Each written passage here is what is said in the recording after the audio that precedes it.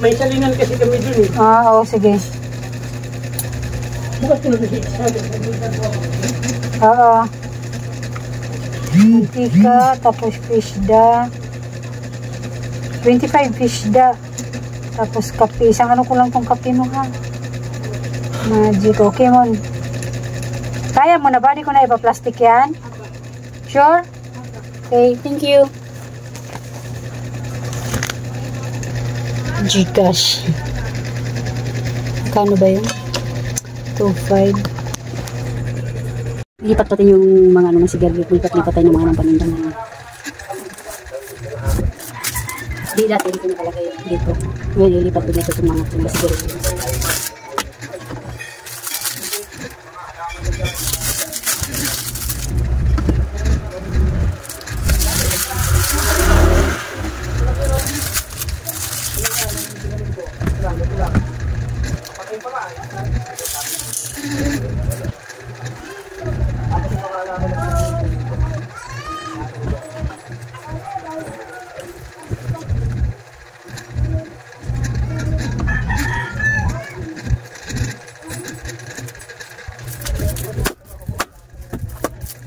May balak ko.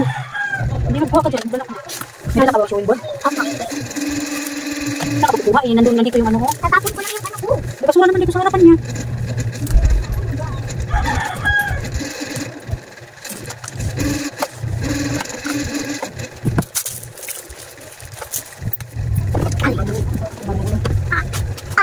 Ano nga, te? Tubig? Hindi, galon mo? Oo.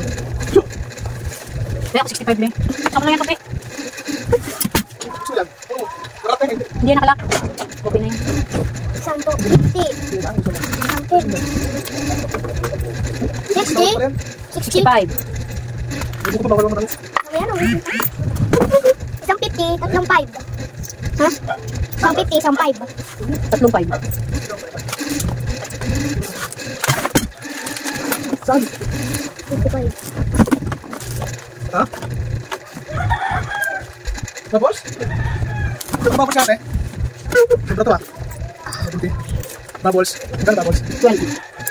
Ito. Kaya akong 3. 23. Wala lang. 3 lang. Kaya ka. Ano na? 3 lang. Saan na? Pinay ko na dito. Suki mo? Kasi dito ako sa gidan kumuha. Kaya pinayaran ko.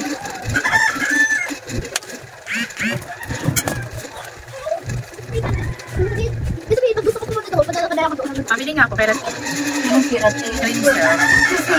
Anong kulay? pink. Pink keratin May din. bite na keratin kayo. Sige yun na. Kasya din. Sili naman. Bakit? Ito ba na ano? Ako. Ano yun ito? Kita niyo. Yung i-blurred mo na lang, yung i-blurred. Blurred. I-blurred mo na lang, ma. I-blurred mo na lang. Pag na-edit. Ayan mga kasari, may dumating tayong parcel. Ballpen na naman. Nakarang araw is mga tali, ngayon ay ballpen na naman, di ba? Ito ay 56 lang ang isang box. Ito naman ay 69. Dali yung ano niya. Pangalan ng ballpen. Ito yun. Maganda din naman ang sulat. Lahat ng ballpen ko ay 8 pesos, di ba? 56 tsaka 69. Kahit 69 tayong tubo na ito 27 na kinuwenta ko na siya kanina. Tinan mo. 12 times 8.